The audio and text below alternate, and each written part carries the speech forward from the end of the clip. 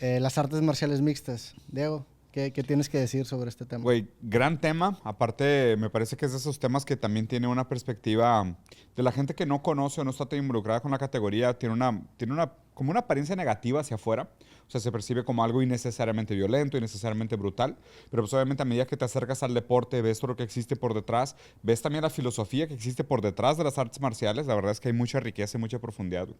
O sea, creo que le hacemos un servicio desmistificando la parte negativa del deporte, viendo la parte interesante de por qué son artes marciales y viendo también el rol que tienen históricamente y en la sociedad de hoy en día. Háblame de esa palabra artes y por qué está antes de marciales, Diego.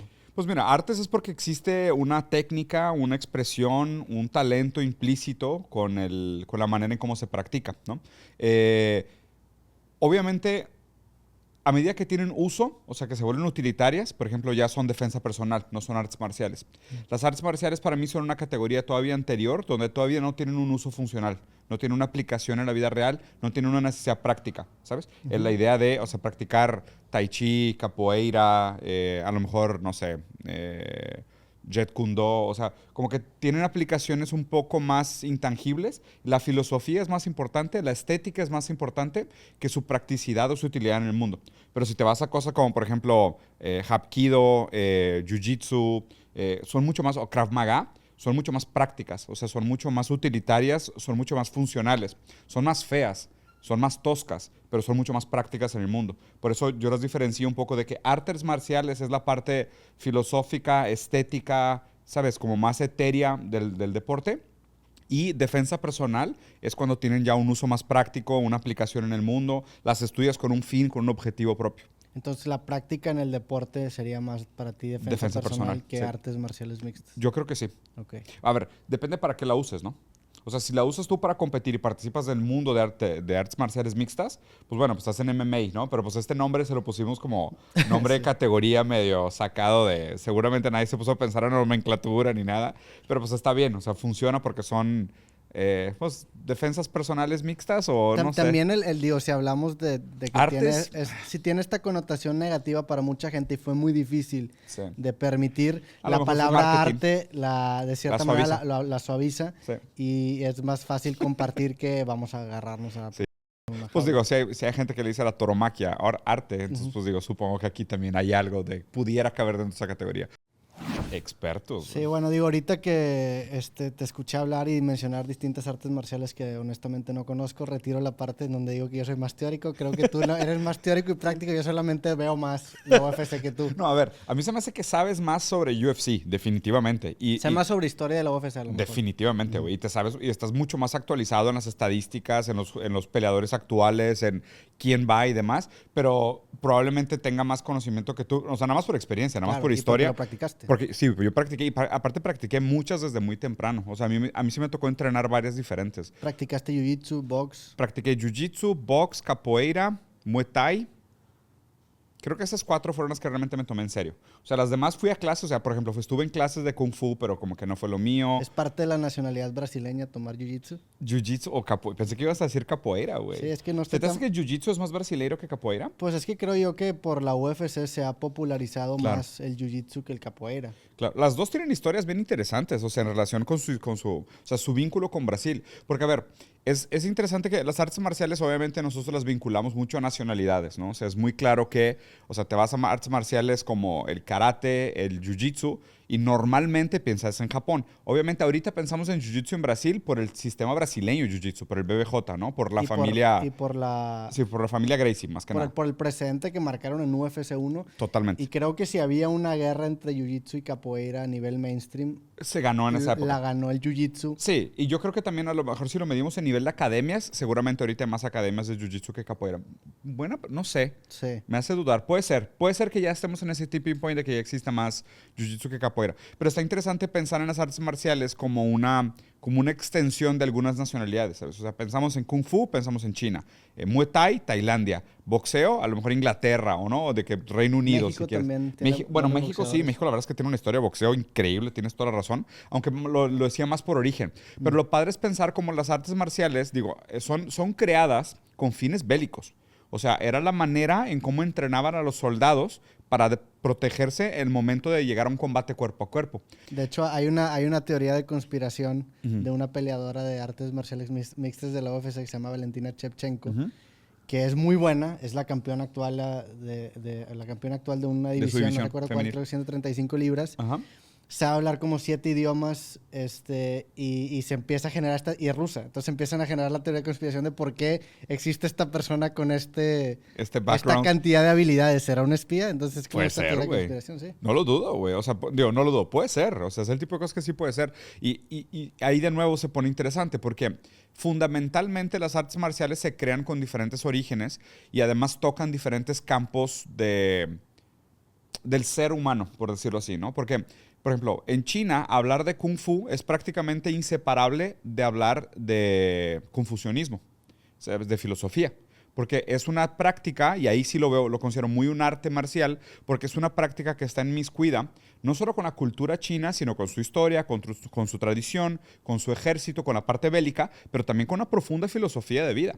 O sea, por ejemplo, con el balance con la naturaleza. Hay muchas formas y estilos dentro del Kung Fu que emulan animales. O sea, como que la filosofía del Kung Fu es mucho más profunda que simplemente su aspecto bélico. Aunque también tenga una parte bélica muy práctica. Pero si te vas a algo, por ejemplo, como el Krav Maga, o sea, tal vez tenga algo filosófico en el sentido de la estrategia que se usa, pero el objetivo es ingerir la mayor cantidad, o sea, tipo, producir la mayor cantidad de daño incapacitante en tu oponente de la manera más eficiente posible. Sí. ¿Sabes? Es desarmar en un sentido general de la palabra. O sea, como que es muy utilitario, muy asertivo, muy práctico en su uso. Cuando otras artes marciales no tanto, ¿sabes? Me parecen un poco más difusas en su objetivo, no son tan Sí. focadas.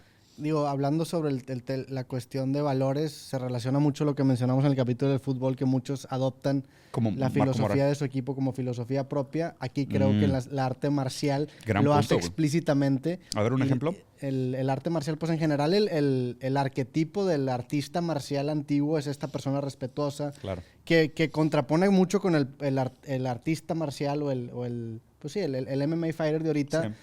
Que el arquetipo busca por cuestión de entretenimiento ser mucho más habla mierda, Sí.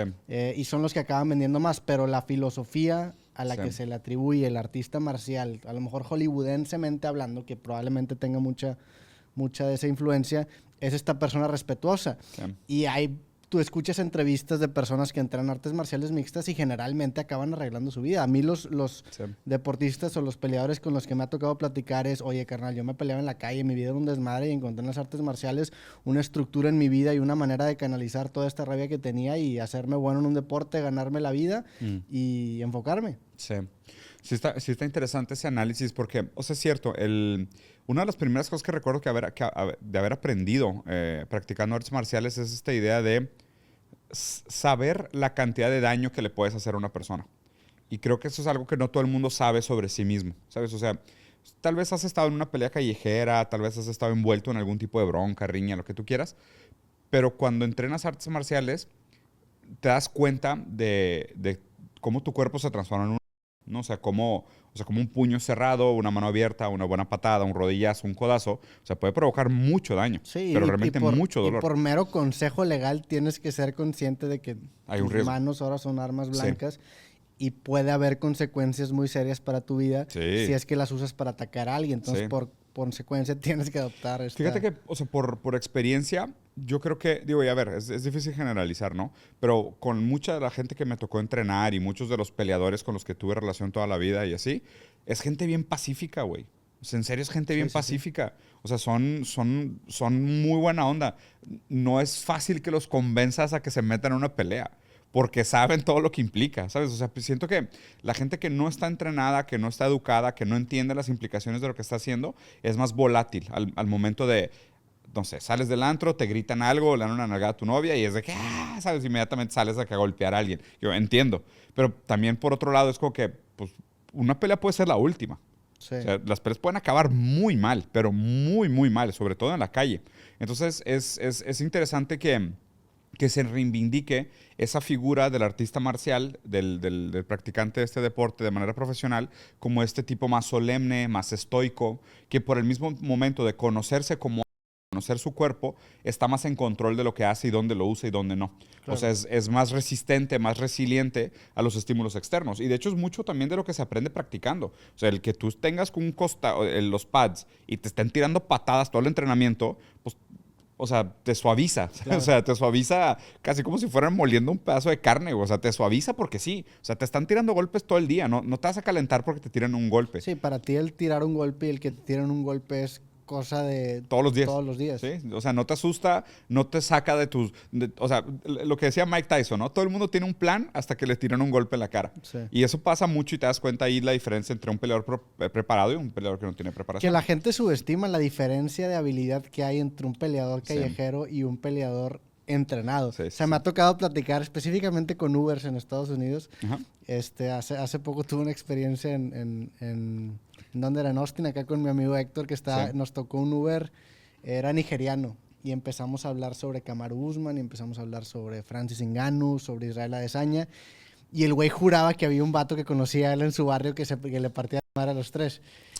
Esa ignorancia de qué tanto Sí. puede mejorar una persona practicando algo todos Sí. los días Es increíble. con la tecnología que existe de recuperación, porque tú vas al Performance Institute de la UFC y es una instalación de primer mundo que tiene todas las facilidades para recuperarte en China y es un entrenamiento constante a las que estas personas que ya son talentosas porque tuvieron que pasar un filtro regional Claro. o nacional para poder aspirar a llegar a la liga más grande de artes marciales mixtas, aparte le sumas que tienen un entrenamiento especializado y con los mejores del mundo, la diferencia es abismal, o sea, no hay manera Contra un ni vato de un siquiera Uber de un barrio de Austin. Ajá, Sí, es como que- No, bueno, este vato decía que era del barrio de Nigeria. Ah, bueno, ok.